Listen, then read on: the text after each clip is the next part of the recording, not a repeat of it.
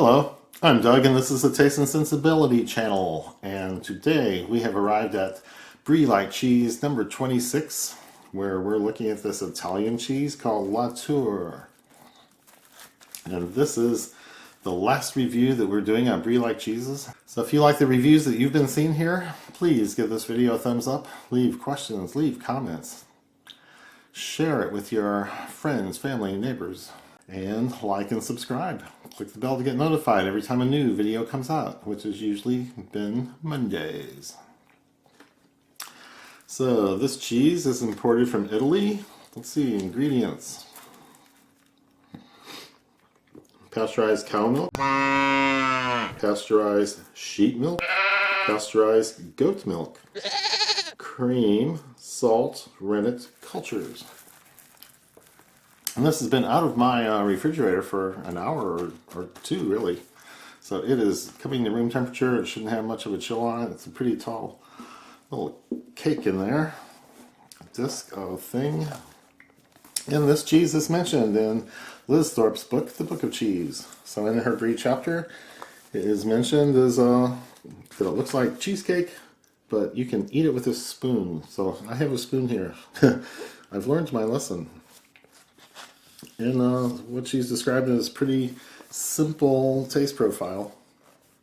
Salty, milky, tangy is what she says in her description. So I don't need that open anymore. But let's get this thing open.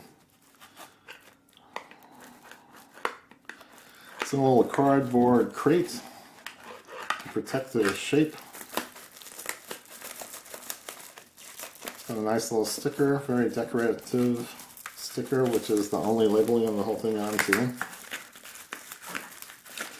And once you break into it, then it's pretty easy to... Oh wow, that's nice. Nice label there. So, whoa.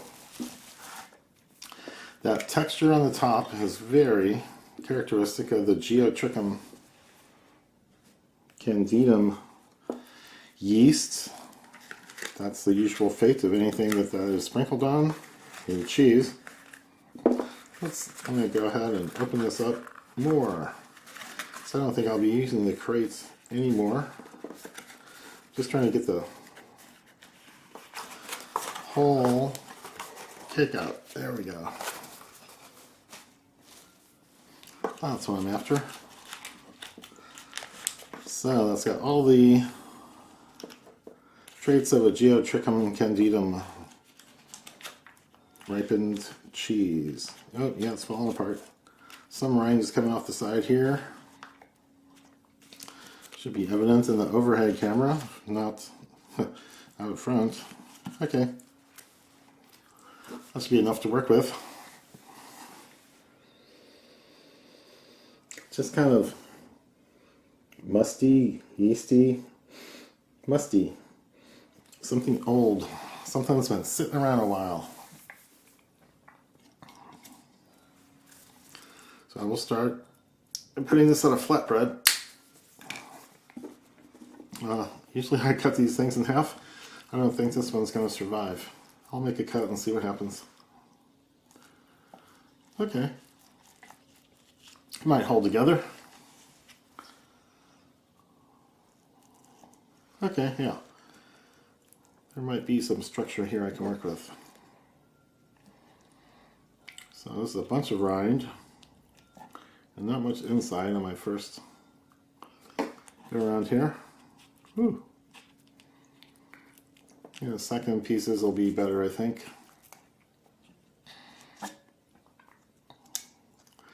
This is pretty runny, but it is standing up on its own still. So all these textures and consistencies are different. Here goes, La Tour. Yes, on the tanginess. Very creamy texture. It's just a little bit of this slight funk from the yeast on the outside. It is not mushroomy. I'd call it yeasty. It really is a yeast. And this is the clearest flavor note I've ever gotten from it. Had on quite a few things, and sometimes the cheese is so strong you don't really get the yeastiness of the yeast. But the organism changes the cheese, and the effects travel from the rind to the inside. And this has changed a lot. So let me see what's going on here. Oh, okay. I got it. It's wet near the rind, and inside it's much more cheesecakey. So it's much more solid inside. So, okay, that's why it's not collapsing and running all over the place. So there's a solid center, a more solid center, and it's only running on the outside, near the rind.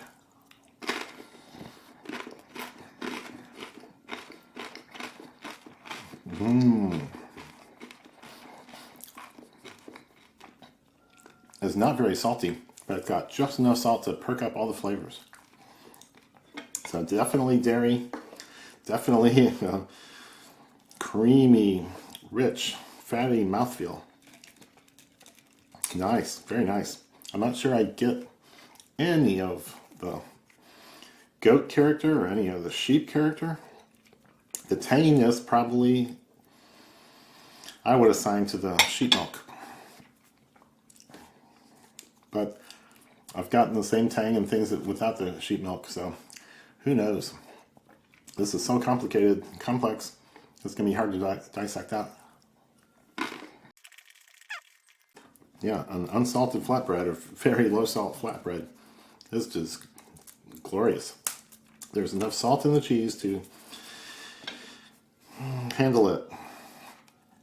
It might be optimum at a very low salt level. Here we go on some rye cracker with no salt and just rye. Another bite. Good tanginess, good dairy notes, creamy, almost buttery, not quite a butter note. And the salt is perfect. Unsalted cracker, and the cheese takes care of everything.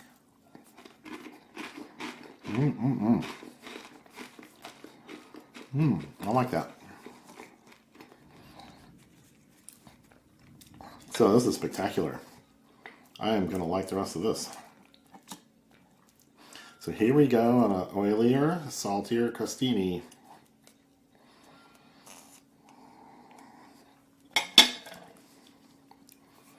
Cheers. The extra salt from the cracker goes with everything. Perks it up, still very dairy. Still a sumptuous mouthfeel with all the fat in it. I don't think I noticed the tang as much on that cracker. And I think we can progress on to some pairings. What am I thinking about? Maybe the pineapple, kiwi, fig, or the blueberry chipotle jam. We will see what pops out. Good chunk of rind. A multigrain cracker, which tends to be seedy, nutty. And let's do some dried pineapple. Let's see what happens. Yeah, that ought to work. Good flavor, good combination. But I would cut the pineapple into smaller pieces and put more of them on there. Because until you bite into it, you don't really get the pineapple notes. But they're there. The sweetness of it works. Well, that's pretty good. I'd go along with that. Oh, my last flatbread and I can't pick it up. Oh, it fell out, broke to pieces.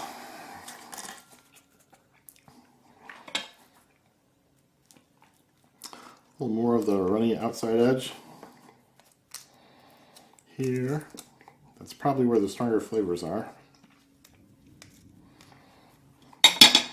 And what? Yeah, blueberry chipotle.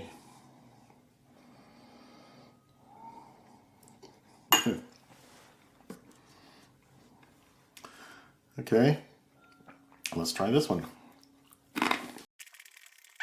Really nice heat. Nice heat from the peppers. blueberry is sweet and fruity, goes well with the creaminess of the dairy notes of the cheese. And the flatbread just stayed out of the way and let it happen. That was very graceful. Yep, I'm not gonna make it. Won't be in any of the Olympic eating events.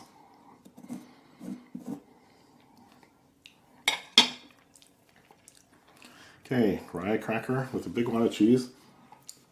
And I'm thinking about a Michelin fig. It's cut in half. So dry concentrated fruit flavors is what I usually get here. Let's go. Crunchy, seedy fig, that fig flavor, dark fruit flavor. It's pretty good. So everything about this cheese is enjoyable. To me, it's not too strong, it's not too funky. Lots of people that wouldn't like some of the other cheeses because the flavors are too strong find this delicious. And just kind of ignore the fact that the surface kind of looks like a brain. That's not that big a deal. Maybe you can turn it over and show them the bottom. So I think that'll wrap up this episode and this whole series of Brie-Like Cheeses. So 26 is a pretty good number to taste through and learn about. And that's all I'm doing is teaching myself some of these things. So again, if you like what you're seeing, please like, subscribe, leave comments, leave questions, leave shares. And this was really fun. Stay tuned for all that stuff coming up, all the things coming up, and cheers.